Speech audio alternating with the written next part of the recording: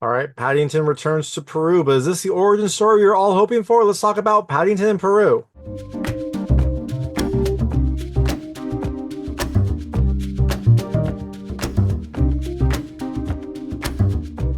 Hey everyone, it's David Stark from Watch Your Past. I'm here to talk to you about Paddington in Peru, which comes to theaters on February 14th, 2025.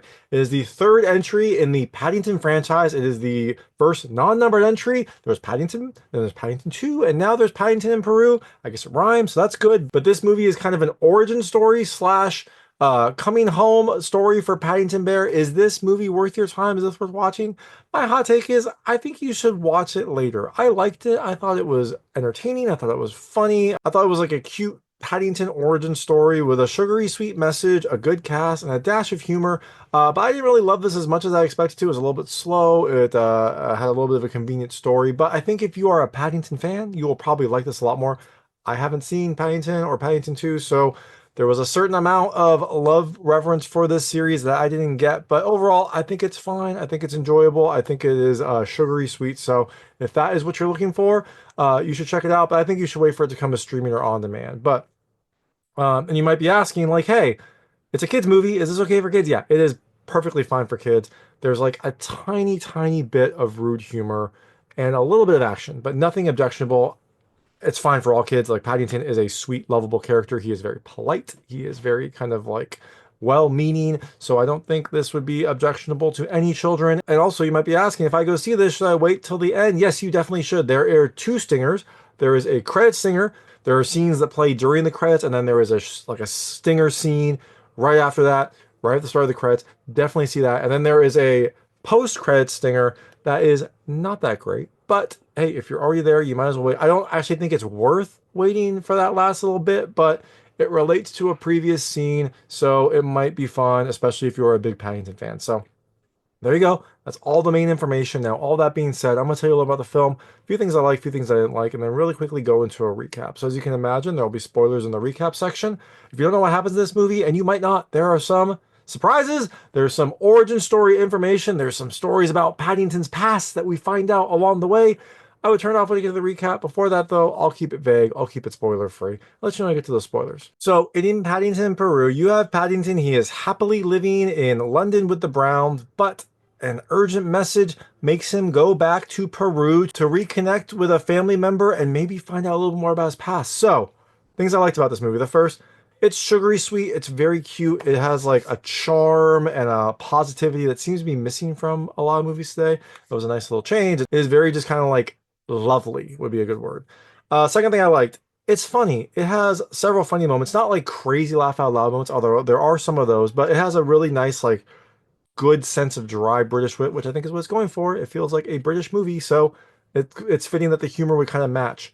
The third thing I love the cast. Really great cast all around, and some really fun characters that even have some small roles in here on top of like the main cast who are great. You've also got some really fun little cameos. You got Joel Fry, you've got Jim Broadbent, you've got Haley Atwell, you got a lot of really wonderful stars just kind of like making little appearances here and there, which are always fun to see.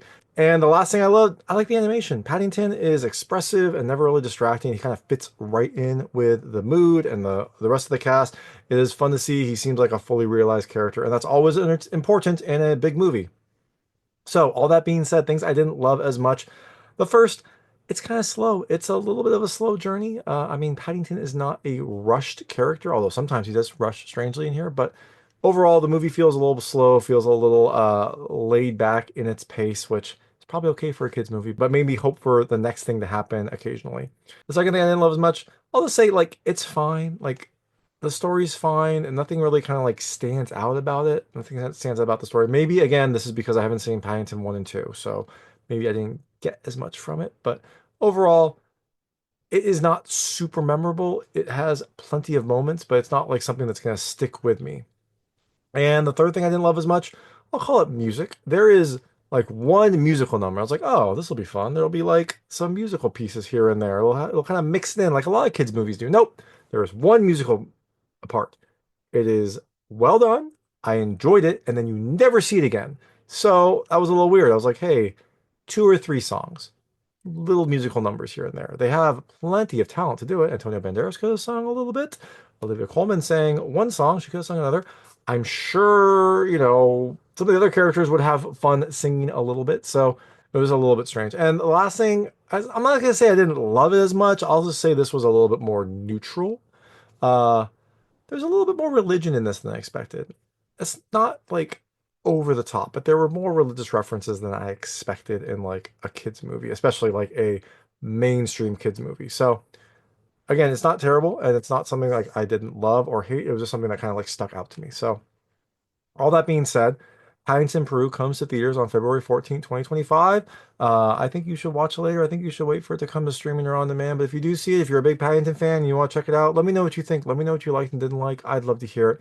I'm going to really quickly go into a recap right now. So if you don't know what happens in this movie, I would turn it off now because there will be spoilers. So in Paddington, Peru, it starts with Paddington's origin story. He is a little bear. He is apparently in Peru. I guess he's from Peru. He is trying to get an orange from a tree, from a branch, actually, at the edge of a cliff. It breaks.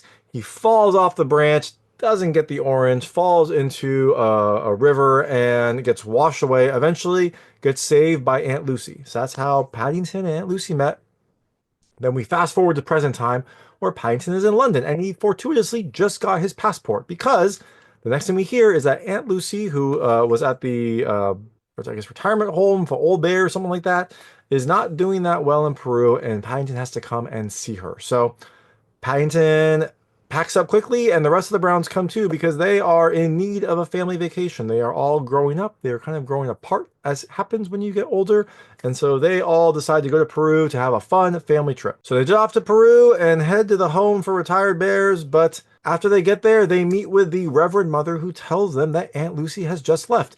They search her old cabin and find a clue to where she's going, a map to this place called Roomy Rock. So the Browns, minus Mrs. Bird, go and hire a boat that is captained by Antonio Banderas and head off to find her. Now, Antonio Banderas plays this character, Mr. Hunter, who seems to kind of have his own demons. He has a family history that is obsessed with gold. It seems like he has overcome this, but will that come back to bite him? We'll have to watch the movie to find out. Now, while they are heading there, Mr. Hunter runs this boat, and his daughter Gina helps out. She captains the boat. Seems like she's an essential part of this whole operation. And while they are heading to Roomy Rock, Mr. Hunter and Gina argue, and she wants him to turn around because she knows that he is going to Roomy Rock to try to find treasure that his family has been obsessed with, that has ruined his ancestors, and she's worried it's going to ruin him. She says that she is the only treasure that he needs, and you think that maybe Mr. Hunter agrees with her? They pull over, he tricks her to get out of the boat, and then he leaves and goes for it. So she is now stranded in Peru on a river. Not great. But the next morning, Mr. Hunter's gone too. Paddington wakes up and in his typical kind of like bumbling, good-natured self, he manages to turn the boat onto a more like deadly whitewater river and destroy it. The Browns are able to escape. Now they are now stranded in the riverbank in Peru and not sure what they're going to do. Paddington tries to help. He climbs a tree to see if he can find help. And unfortunately, he falls down the river, floats down a little bit, and eventually ends up with Mr. Hunter. So Mr. Hunter is at Roomy Rock. Paddington miraculously ends up at Roomy Rock. The Browns are stuck a little bit farther back. Now, earlier, Mr. Hunter had used this bracelet that Paddington wore to try to figure out the path to this place called El Dorado, this mythical place that has gold.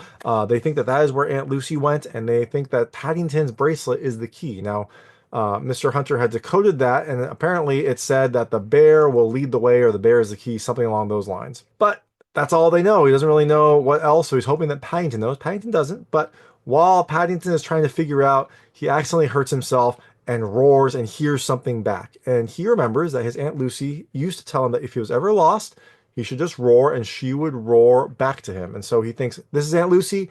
She's calling me back. I'm going to go. So they head off. They start following that sound and start heading towards what they think might be El Dorado. Now, Mr. Hunter, unfortunately, is getting a little bit more and more unhinged. He has always kind of seen his ancestors and they kind of talk to him, telling him to find that gold. But now it seems like they are more and more persuasive, and it seems like he'll probably betray Paddington for the gold.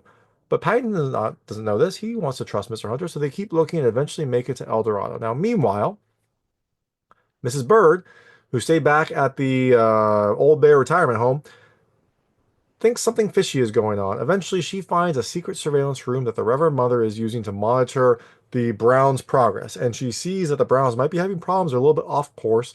So the Reverend Mother and Mrs. Bird decide to go help out. They apparently have a plane that was purchased for a Pope's visit a while ago, and so they use the plane to go find the Browns.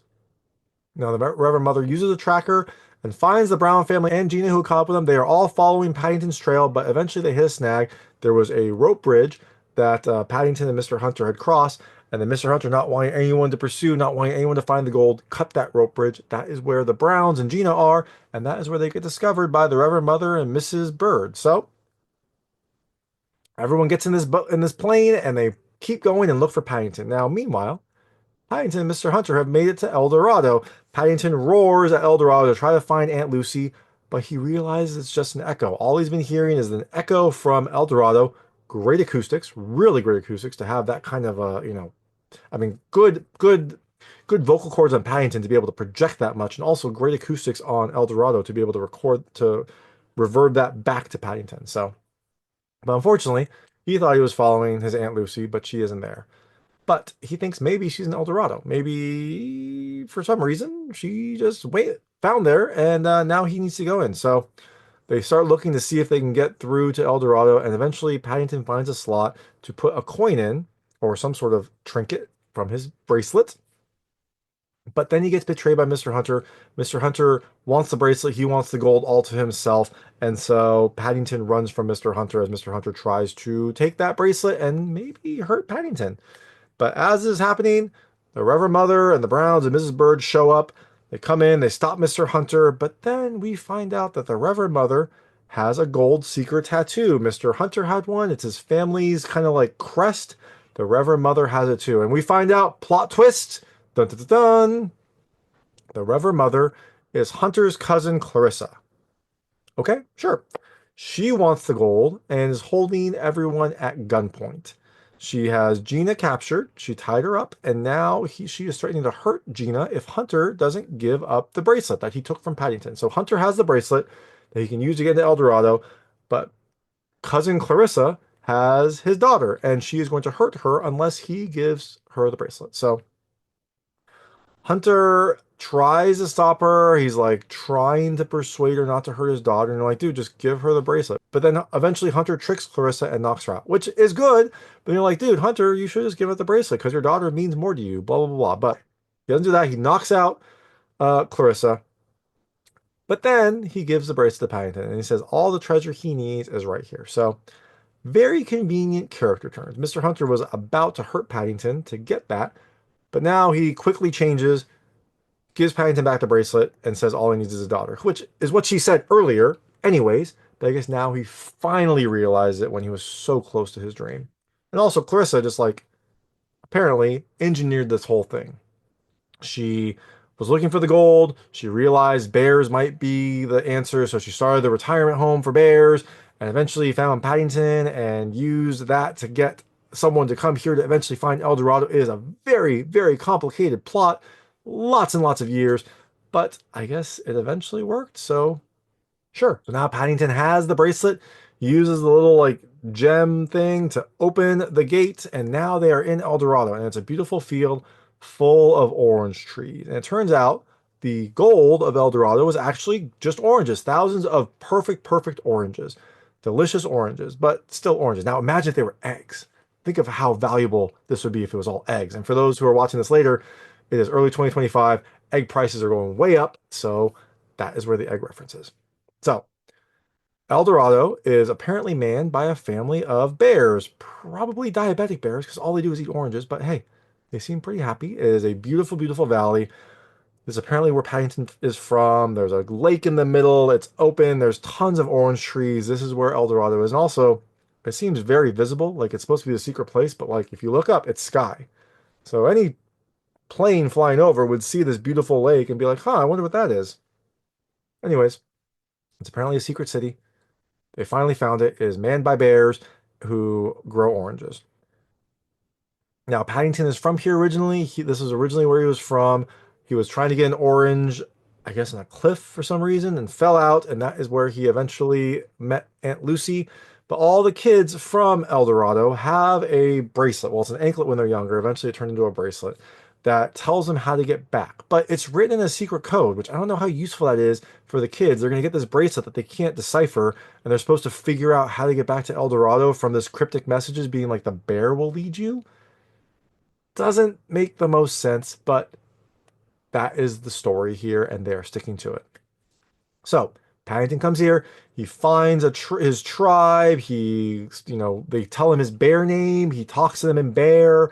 While Paddington is here, he uses Jonathan, the son in the Brown family's talents to create a marmalade machine for these perfect oranges. So now they have a marmalade machine, so they can make marmalade here. So I guess they'll get more sugar, which can't be great, but it makes Paddington happy and it makes the bears happy. So now they have El Dorado marmalade. So Paddington seems really happy. The Browns think he's probably going to stay here. He's finally found his home, but he eventually says he wants to go back to London. And he tells the Browns that this El Dorado people are his tribe, but the Browns are his family. So that's a very sweet moment. They are all very relieved. Yay, Paddington is apparently a dual citizen. He has Peruvian citizenship, I assume, from birth, and now he has a British passport. So good for him. He's got multiple options. So they all head back to London. The Browns and Paddington all head back to London. And we find out after that everyone's doing well after this world trip. Jonathan used his inventor skills that he was kind of wasting away to start making money. He calls it hustling, but he's basically just going to like trade shows and showing off his inventions. Judy uses the travel to write a personal statement to get into university. So now she is happily in university.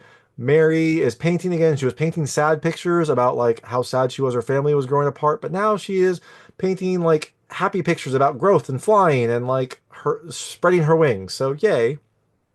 And Henry used the risk of the trip, all the risks that he took because he was very risk averse, to now improve his stature at the company. He is this cool, risk-taking old guy, and he looks like his career is going to go up. So everyone is happy, and Paddington is with his family and enjoying life and eating El Dorado marmalade. So everyone's happy. So Paddington found out where he was from, but ended up staying with his family. So that is Paddington in Peru. Like I said, there are multiple stingers. During the credits, there's a credit scene where some of his El Dorado bear family come to visit, and they all go around London. It is cute, it is funny, it is silly, and it ends in a special scene where we see Hugh Grant's character in jail meeting with Paddington and his bear family. Hugh Grant's character says that he is going to get out soon, and so he starts like casting them for some sort of play or musical. He casts like a mama bear, a papa bear, and a baby bear. It is very silly. It is a fun little scene, and I guess Hugh Grant was probably in the earlier movies, so if you are a fan of those movies, this is a really big happy surprise. So after all the credits, there is a super stinger at the end. Hugh Grant is just there. He's looking out and he says, "What fun, what fun, what a lovely bunch of fur." And that is Paddington in Peru. That is the movie. Like I said, I think you should watch it later. I liked it. It was enjoyable. It was fun. It was entertaining. But overall, I think you should watch it later. Wait for it to come to streaming or on demand. But if you do check it out, let me know what you think. Let me know what you liked and didn't like. I'd love to hear it. And thanks so much for watching. If you like this review, please like and subscribe to this channel. It helps me out a lot. Make sure all my new content goes straight to you. Thank you.